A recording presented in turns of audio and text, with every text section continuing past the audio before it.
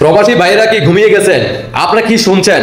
আগামীতে আপনারা যে কোনো সময় বাংলাদেশে যখন ছুটিতে যাবেন, আপনার সাথে করে মোবাইল এখন 3টা না 2টা না, সাথে করে যদি আপনি একটা মোবাইলও নিয়ে যান, আপনার ব্যক্তিগত মোবাইলটা যদি ব্যবহার করার জন্য ছুটিতে বাড়িতে যান, 2 মাসের ছুটি বেশি কাটাতে পারবেন না। কারণ 2 মাসের বেশি যারা ছুটি কাটাবেন তাদের মোবাইলটা আর বাংলাদেশে ব্যবহার করা যাবে না। যদি ব্যবহার করতে হয়, আমাদের আসিফ নজরুল সাহেবেরকে ট্যাক্স দিতে হবে, টাকা দিতে হবে। আসুন আমরা শুনে আসি বিশ্ব বাটপার আসিফ নজরুল স্যার প্রবাসী ভাইদের জন্য কি সুখবর নিয়ে আসলো। আসিফ নজরুল স্যার, আপনি বলেন তো প্রবাসী ভাইদের জন্য কি সুসংবাদ নিয়ে আপনি আসছেন? প্রিয় প্রবাসী ভাই বোনেরা, আসসালামু আলাইকুম। আপনাদেরকে একটু জরুরি সংবাদ শেয়ার করতে চাচ্ছি। তাদের জন্য একটা খুব বড় সুখবর আছে। আপনারা হয়তো ইতিমধ্যে খবরটা পেয়েছেন, তবু আবার কনফার্ম করছি। আমরা আমাদের যারা রেমিটেন্স যোদ্ধা আছে ওনাদেরকে এয়ারপোর্টে ভিআইপি সার্ভিস দিব। কি শুনলেন তো? আসিফ নজরুল স্যার বলছে 5 আগস্টের পরবর্তীতে আপনাদের প্রবাসী ভাইদেরকে বলছিল যে মাত্র 15 থেকে 20 দিনের প্রবাসী ভাইদেরকে ভিআইপি সার্ভিস দিব, যেটা বিশ্ববাসী তাকিয়ে থাকবে।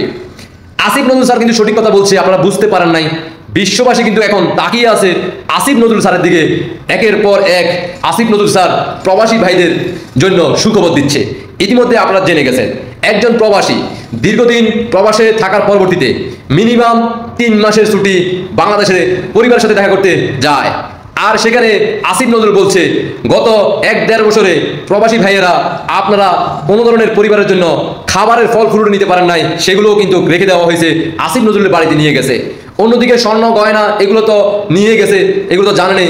কিন্তু নতুন করে আপনাদের জন্য সুখবর দিল এটাই যে এখন থেকে আপনি পরিবারের জন্য মোবাইল নেন, সেটা তো থাক দূরের কথা, নিজের ব্যক্তিগত পার্সোনাল একটা মোবাইলে যদি আপনি বাটন মোবাইলটা যদি নিয়ে যান, তাহলে 2 মাসের বেশি যদি আপনি বাংলাদেশে থাকেন, মানে ছুটিতে থাকেন, তাহলে পরবর্তীতে আসিফ নজরুল স্যারকে মোটা অঙ্কের একটা ট্যাক্স দিতে হবে, যেটা প্রবাসী ভাইরা সরাসরি আসিফ নজরুল স্যারের বইয়ের সাথে দেখা করে সেই ট্যাক্সের টাকা জমা দিয়ে আসতে অনুরোধ জানাইছে। বিজ্ঞাপন অলরেডি দিয়ে দিছে, মানে বিবৃতি দিয়ে দিছে।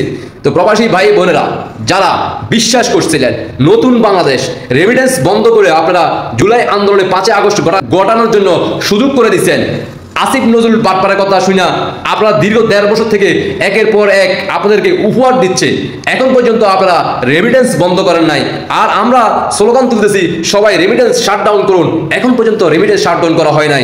এই জন্য কিন্তু আসিফ নজরুল চিন্তা করতেছে আমি তো একের পর এক প্রবাসীদেরকে সুখবর দিচ্ছি, আর প্রবাসীরা তো আমাকে একের পর এক সেই সুখবরগুলো তারা গ্রহণ করতেছে, তারা চুপ হয়ে আছে। তাই আসিফ নজরুল একের পর এক পদক্ষেপ নিচ্ছে। তো সামনের দিকে যারা ছুটিতে বাড়ি যাবেন, যদি মোবাইল চালাতে ইচ্ছা হয় বাংলাদেশে, তাহলে 2 মাসের বেশি ছুটি লাগাবেন না।